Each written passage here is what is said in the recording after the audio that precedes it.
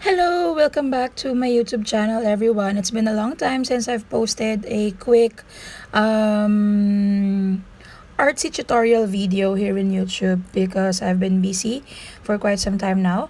But for today's tutorial, I'll be teaching you guys how to quickly paint a lavender field using acrylic paints in a mini canvas. So this canvas that I bought from Lazada, it's 2 inches by 2.8 inches stretched canvas.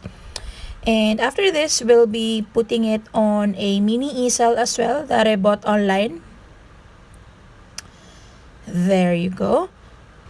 And actually, previously, I was able to paint an original version of this artwork, a lavender field, but I wasn't able to film it. That's why I'm filming it again and try to recreate this for this tutorial. Okay, so get your brushes ready and your canvas ready, and we'll start painting. Enjoy!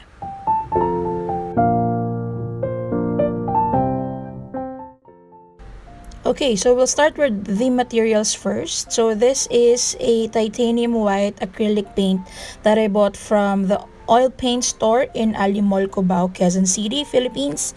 And this is the Rowney Graduate acrylic paint. It's in metallic blue color. And the next one that we'll be needing is the phthalo blue acrylic paint from Reeves. And then the next one is the Pebeo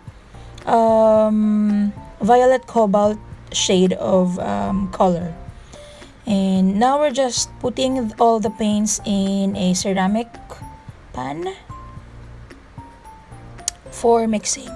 So that's just a little amount of titanium white, a metallic blue, a phthalo blue, and then a violet cobalt.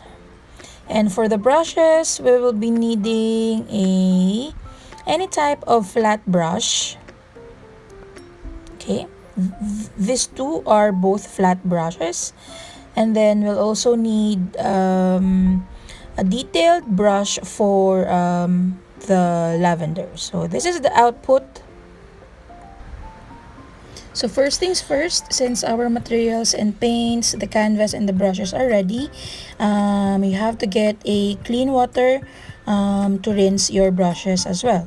So first things first is I wet my brushes a bit, and then I dab my flat brush on a titanium white paint and then spread it across the canvas. I started on top of the canvas first and gradually painting it across, and don't forget to paint the sides of the canvas as well. So here you go. I'm just spreading it across all over the canvas, but on the top area first and then the sides.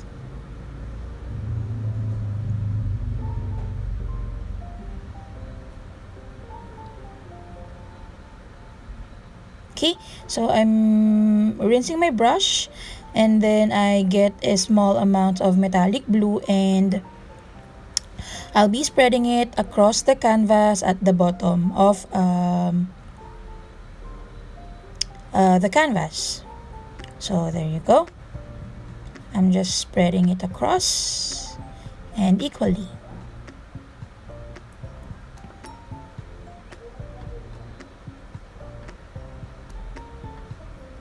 Okay. So little by little, we are adding more metallic blue paints on this area because we want it to be darker, because this is gonna be the bottom or where the lavenders will be. So don't forget to paint the sides as well.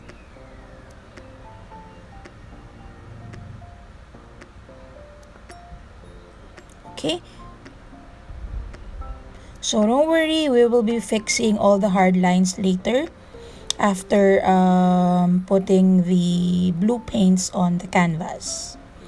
So this is just the primer first. We'll work on getting rid of all the hard lines from this paint. Let my camera focus.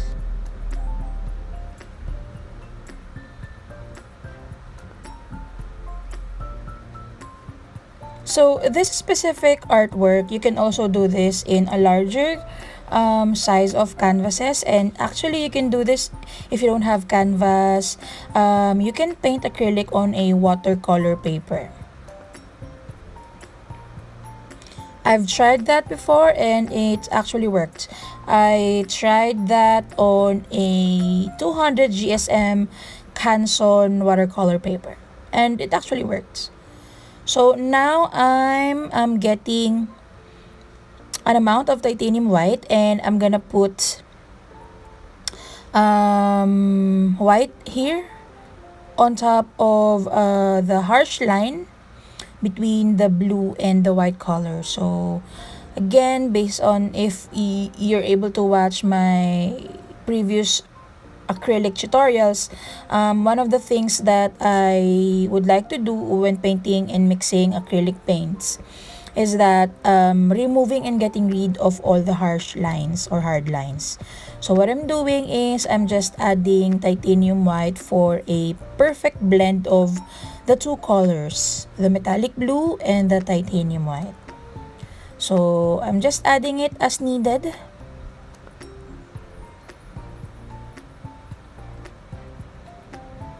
Okay. So when you do this, you have to be very delicate in brushing the paints on the canvas. So there, I added additional whites because I don't want it to be too white and I don't want it to be blue as well. So it's just like I would like to have an impression of the blue kind of mixing and blending towards the white sky. So that's the goal that I want to achieve here. That's why I keep on adding blue and white on top of each other.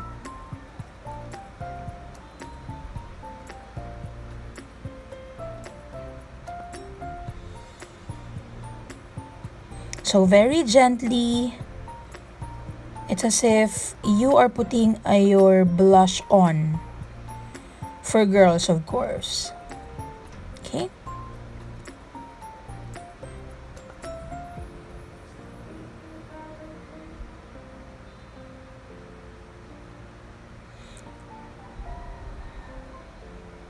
Okay, I want it darker because this is gonna be where the lavenders will be.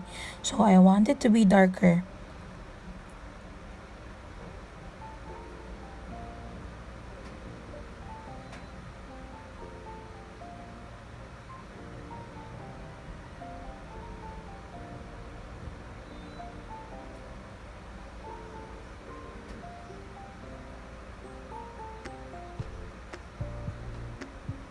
So don't forget again to clean your brush and rinse it well, especially if you're working on acrylic paints, because we don't want to ruin the colors and our artworks from residual paints.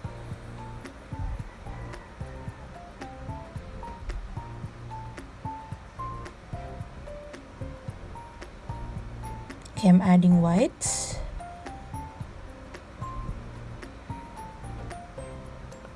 Okay.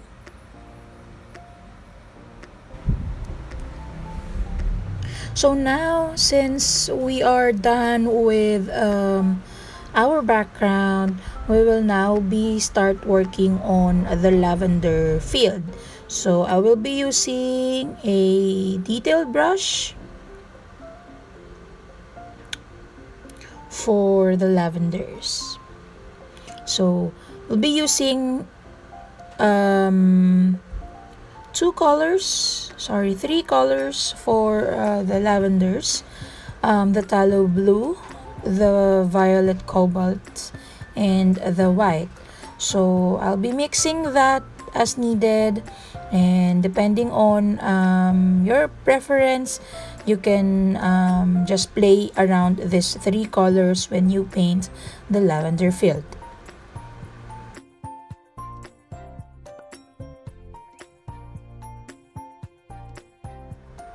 So I will start first by wetting my brush and getting an ample amount of the phthalo blue, and I'll just dab it like this one. Okay, so it doesn't have to be really perfect, so you'll just have to go with a dark version or dark color of the lavenders first, but make sure when you do this that you don't overdo it. So create taller lavenders, create darker lavenders, put lighter lavenders.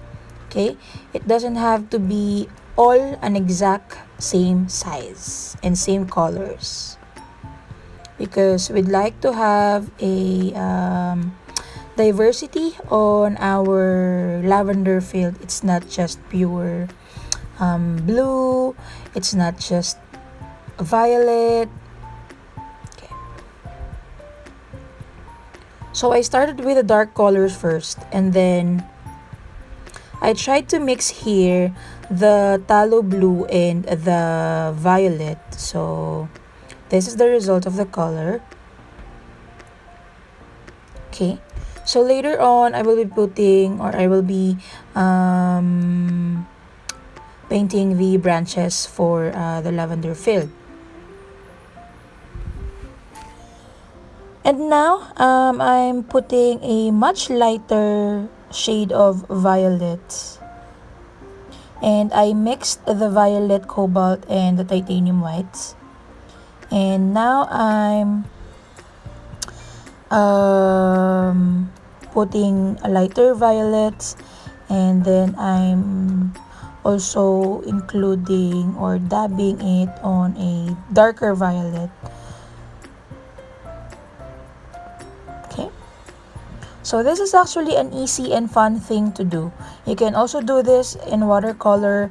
I'm still thinking if I'm gonna have if I'll upload a video tutorial of a lavender field but in watercolor. So let me know what you think, if you like to have a tutorial as well for lavender field using watercolor. So okay,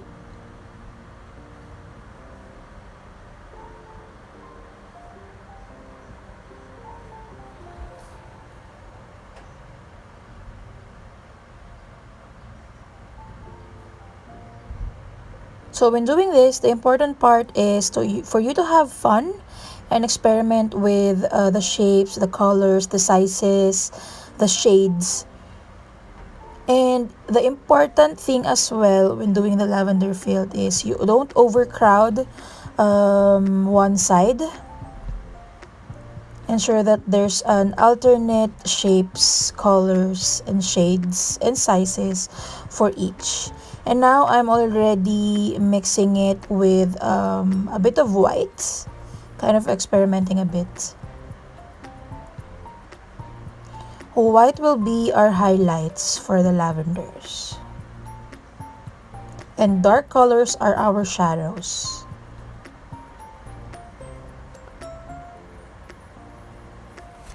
So with working the depth of any artwork, dark colors are usually used to create the shadows, and then white or lighter colors are usually to create highlights.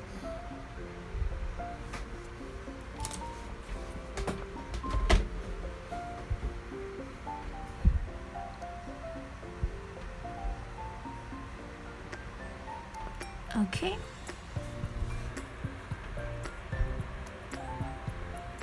So important thing as well when painting this, yes, it's really fun to create the lavenders, but again, don't overdo it. Don't overcrowd the spaces. Sometimes I tend to do that.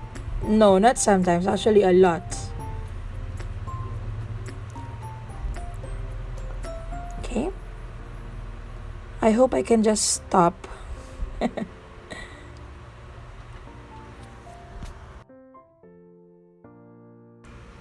So now I'll be using the smaller detailed brush. I'll start working on the branches already. So I'm kind of just like mixing the lighter shade of violet earlier with titanium white.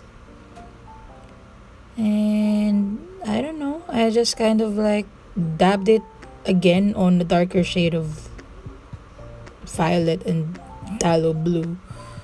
So I'm just painting the branches very lightly because I want it to be as thinner and as smaller as possible. So when I dab it on acrylic paints, I also dab it in a clean water.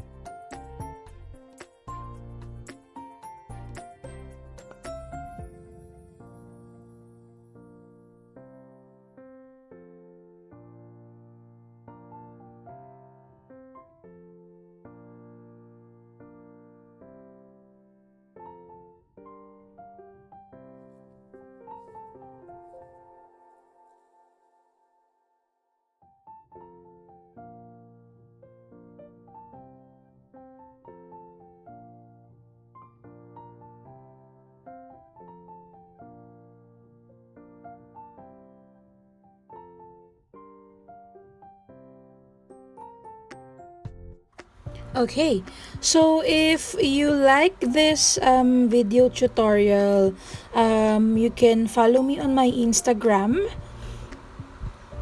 You can see the username below, and please click subscribe on this YouTube channel.